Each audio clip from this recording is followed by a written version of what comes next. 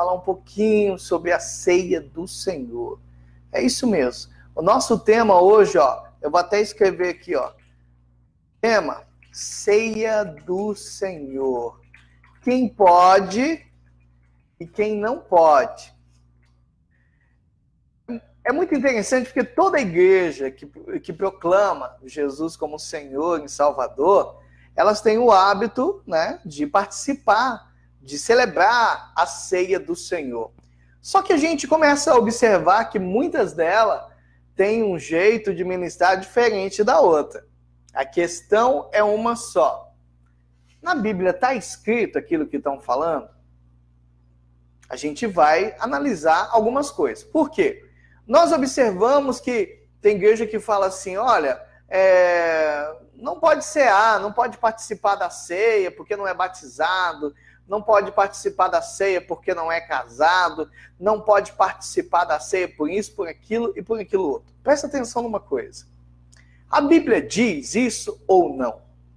Qual que é a questão? Porque a ceia do Senhor é para todo aquele que crê que Jesus é Senhor e Salvador.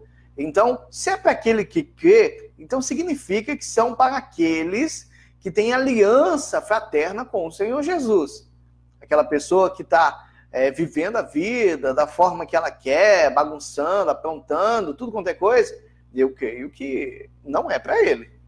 Amém? Mas é para aquele que se rendeu a Jesus, que está arrependido, que peca também, porque crente também peca, amados. A própria palavra do Senhor diz, se eu disser que eu não tenho pecado, eu sou um mentiroso, e não há verdade em mim.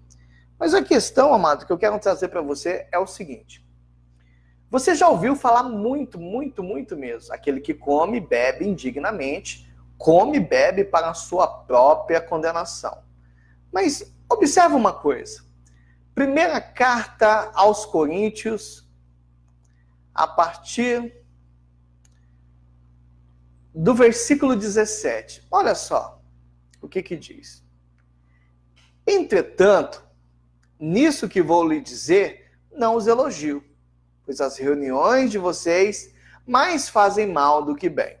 Em primeiro lugar, ouço que quando vocês se reúnem como igreja, há divisões entre vocês, e até certo ponto, eu acredito, pois é necessário que haja divergência entre vocês, para que sejam conhecidos quais dentro de vocês são aprovados. Quando vocês se reúnem, não é para comer a ceia do Senhor, porque cada um come sua própria ceia sem esperar pelos outros. Assim, enquanto um fica com fome, o outro se embriaga. Será que vocês não têm casa onde comer ou beber? Ou desprezam a igreja de Deus e humilham os que não têm? Que lhes direi? Eu os elogiarei por isso? Certamente que não. Aí ele tem aquela ministração, recebi do Senhor, também vos entreguei, a gente vai até o 27. 27 em diante, de 1 aos Coríntios 11. Portanto, todo aquele que comer o pão ou beber o cálice do Senhor indignamente, será culpado de pecar contra o corpo de Cristo, que é a igreja, e o sangue do Senhor. Examine-se o homem a si mesmo, e então coma do pão e beba do cálice. Pois quem come e bebe sem discernir o corpo do Senhor, come e bebe para a sua própria condenação. Por isso há entre vocês muito fracos e doentes, e vários já dormiram. Mas se nós nos examinássemos a nós mesmos, não receberíamos juízo.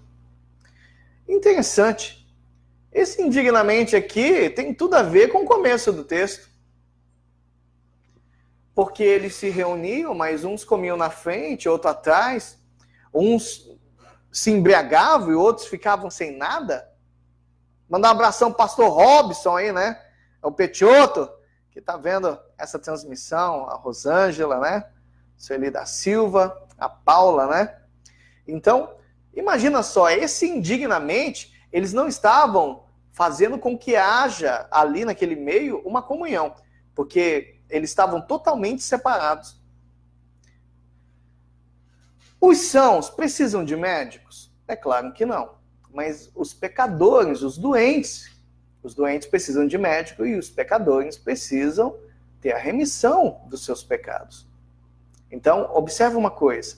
A ceia do Senhor é para todo aquele que crê que Jesus Cristo é Senhor e Salvador, faz parte da ceia. O julgar a si mesmo não está colocando ali que eu sou merecedor, que eu me achei digno de participar da ceia. Porque todo aquele que achar que é digno de alguma coisa não será. Porque ninguém é realmente digno de se conectar com o Senhor Jesus.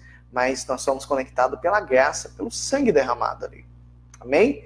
Indignamente. Então, quando alguém fala, olha, você não pode cear porque você não é casado. Tudo bem. Você quer casar e a outra pessoa não quer. Vou ficar fora da mesa do Senhor? A Bíblia não fala isso. Ela não tem esse tipo de referência.